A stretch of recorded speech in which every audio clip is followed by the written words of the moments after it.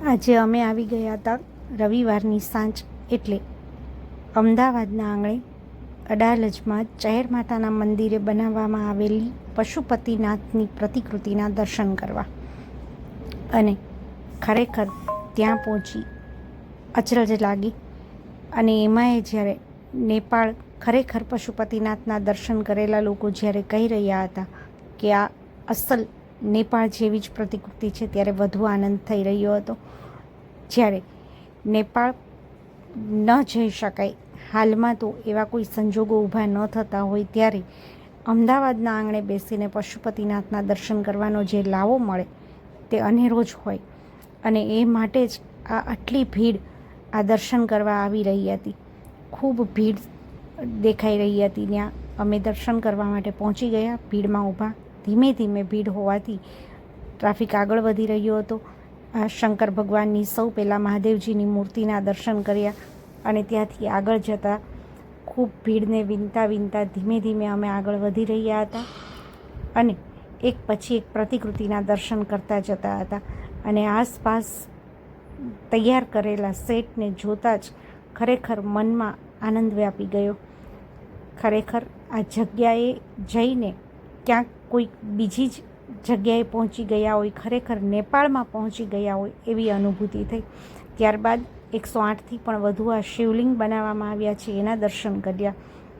અને ત્યાંથી આગળ એ દર્શન કરીને ફરી પાછી અમારી પશુપતિનાથના દર્શન કરવાની મુસાફરી ચાલુ રહી, જેમાં ખૂબ ભીડ હોવાથી વાર લાગી રહી હતી. પ્રવેશ દ્વારમાં પ્રવેશવા માટે નંબર આવવામાં ઘણો સમય લાગ્યો.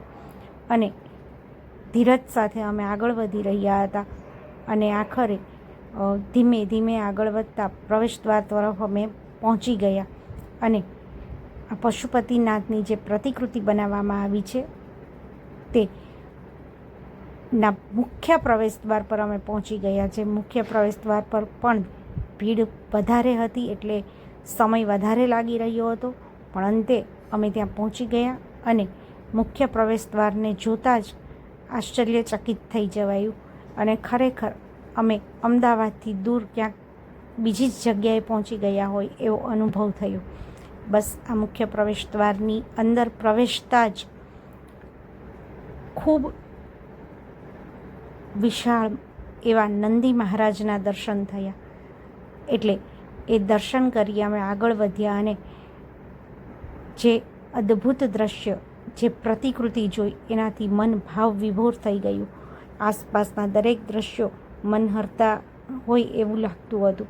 એની કોતરણી, કલા કારીગરી, આ બધું જ જોઈને મન મોહિત થતું હતું.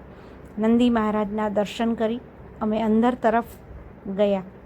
ધીમે ધીમે એ વારો આવ્યો અને અંદર તરફ અમે પહોંચી ગયા. મુખ્ય પ્રવેશ દ્વારથી અંદર પહોંચતા જ પશુપતિનાથના દર્શન થયા. અને આ પશુપતિનાથની આબેહૂબ પ્રતિકૃતિ જોઈ અધકેરો આનંદ થયો. જે લોકો નેપાળ જઈ આવેલા છે તેમના કહેવા મુજબ અદલ પ્રતિકૃતિ બનાવવામાં આવી હતી. એટલે એના પૂરા મન, ભાવ અને ભક્તિથી દર્શન કર્યા અને એનો એક લ્હાવો લીધો. અને ત્યારબાદ પશુપતિનાથની આ પ્રતિકૃતિની પરિક્રમા કરી ધીમે ધીમે આગળ વધતા રહી. પરિક્રમા કરી બહારના પરિસરમાં આવી અમે થોડા ફોટા પાડ્યા.